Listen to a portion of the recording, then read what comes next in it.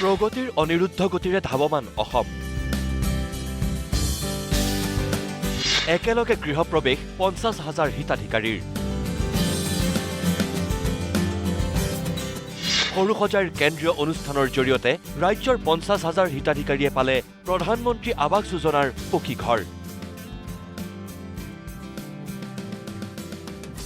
ৰাজ্যজুৰি গৃহহীনৰ মুখত বিৰিঙিল প্ৰাপ্তিৰ হাঁহি। কেঁচা ঘৰ নাথাকিব, এতিয়া পকা ঘৰে হ'ব আৰু অসমত আৰু ভাল কামেই কৰিছে আৰু ইয়াতকৈ আৰু কি ভাল কাম কৰিব আৰু এতিয়া মানে মামাই দি আছে ঘৰটো পালে মামাই দিব, তাৰ বাবে বহুত ধন্যবাদ থাকিলে। কেঁচা ঘৰবোৰ পকী হ'ল। বৰষুণত পানী টুকি টুকি চকুলোৰে বাট নেদেখা হোৱা দিনবোৰ এতিয়া অতীত হ'ল। কাৰণ প্ৰধানমন্ত্ৰী নৰেন্দ্ৰ মোদীয়ে অসমৰ গৃহহাৰাক 20 লাখ বাসগৃহ প্ৰদান কৰিলে। 19,60,000 বাসগৃহৰ নিৰ্মাণ কাৰ্য সম্পূৰ্ণ হোৱা ৰাজ্যখনত বৃহস্পতিবাৰেও এক অভিলেখেই স্থাপন হ'ল। কাৰণ আজিৰ দিনটোতেই সমগ্ৰ ৰাজ্যত একেলগে গৃহপ্ৰৱেশ ঘটিল 50,000 হিতাধিকাৰীৰ। গুৱাহাটীৰ সৰু সজাই ষ্টেডিয়ামত গৃহপ্ৰৱেশৰ কেন্দ্ৰীয় কাৰ্যসূচী, য'ত উপস্থিত থাকিল মুখ্যমন্ত্ৰী ডক্টৰ হিমন্ত বিশ্ব শৰ্মা আৰু কেন্দ্ৰীয় মন্ত্ৰী শিৱৰাজ সিং চৌহান। যোৱা বছৰ মাৰ্চ মাহত ভাৰতবৰ্ষৰ প্ৰধানমন্ত্ৰী নৰেন্দ্ৰ মোদী ডাঙৰীয়াই যোৰহাটৰ পৰা 5,55,550টা গৃহহীন পৰিয়ালৰ হাতত নিজৰ আৱাস তুলি দিছিলে। আৰু আজি ভাৰতবৰ্ষৰ কৃষি আৰু গ্ৰামোন্নয়ন মন্ত্ৰী শিৱৰাজ সিং চৌহান ডাঙৰীয়াই আৰু 50,000 হিতাধিকাৰীক গুৱাহাটীৰ পৰাই আজি আৱাস গৃহ প্ৰদান কৰিলে।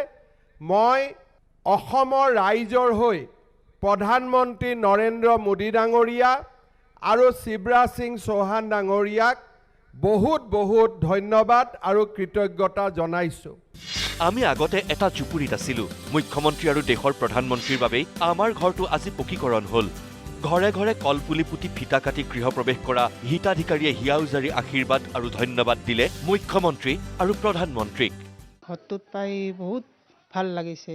কাৰণ কিয় ভাল লাগিছে, আমি পিছত দেখি সেই বৰষুণ পৰা ঘৰত আছোঁ, বিৰাট কষ্ট, দাবাৰ পাতোঁ, কিবা টিং পাতোঁ, এনেহেনকৈ থাকোঁ।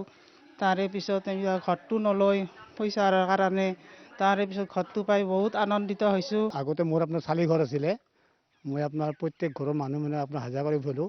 এতিয়া আপোনাৰ তাৰমানে সেই আপোনাৰ প্ৰধানমন্ত্ৰীৰ যোজনাৰ জৰিয়তে আপোনাৰ মই তাৰমানে এই ঘৰটোৰ নামত আইৰে ঘৰ পাইছিলোঁ।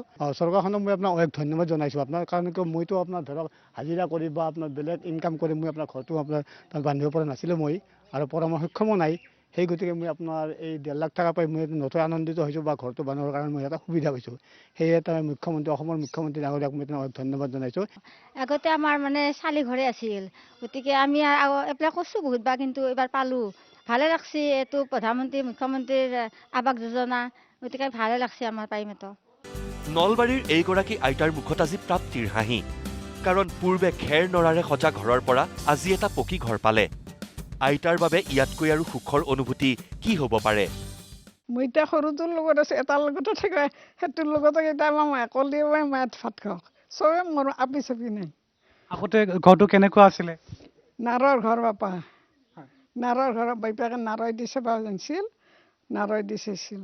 মই এনেকৈ সৰু সৰু গুটেই দিছিলোঁ, এনেকৈ চাইছিল। নাৰৰ ঘৰত আছিলোঁ, এতিয়া এইখিনি দিছে চৰকাৰেও, ভাল লাগছে মোৰ। শোণিতপুৰ জিলাতো 7টা ব্লকত 1200 হিতাধিকাৰীয়ে পালে PMAYৰ বাসগৃহ। নিজ হাতেৰে ফিটা কাটি বিহগুৰিৰ ঘৰখনত প্ৰৱেশ কৰিলে এইজন ককাই। গাঁৱে গাঁৱে আনন্দৰ সীমা নোহোৱা হৈছে। ঘৰ আপুনি যে পকা ঘৰ থাকিব পাৰিব এতিয়া, হয়নে? সেইটো চৰকাৰে দিছে আপোনাক, হয়নে? চৰকাৰক ধন্যবাদ জনাইছে তেওঁলোকে, তেখেতসকলৰ ফালৰ পৰা, যে ইমান ধুনীয়া তেওঁলোকে আমি ঘৰটো বনাব পাৰিছোঁ। প্ৰধানমন্ত্ৰী নৰেন্দ্ৰ মোদী আৰু মুখ্যমন্ত্ৰী ডক্টৰ হিমন্ত বিশ্ব শৰ্মাৰ যি সুদূৰ প্ৰসাৰী চিন্তা, সেই চিন্তাই এদিন অসমত সম্পূৰ্ণৰূপে নোহোৱা কৰিব কেঁচা ঘৰ। সৰু সজাইলৈ আহি চৰকাৰক ধন্যবাদ দি এইদৰেই কৈ গ'ল একোগৰাকী হিতাধিকাৰীয়ে। পকা ঘৰ পাইছোঁ আৰু চৰকাৰৰ ফালৰ পৰা ভাল লাগিছে। এতিয়া অসুবিধা, বহুত অসুবিধা, বৰষুণ পৰে, এতিয়া মানে ভাল লাগিছে আৰু এতিয়া কেঁচা ঘৰ নাথাকিব, এতিয়া পকা ঘৰে হ'ব আৰু আগতে কেঁচা ঘৰ মানে টিঙৰ বেৰ দি আছিলোঁ, টিঙৰ ঢাপ চালি আছিলোঁ, একেটা ৰুমতে মানে 4টা পৰিয়াল থাকোঁ আৰু এতিয়া মানে ঘৰ পাওঁতে ভাল লাগিছে আৰু। Bureau report, news live.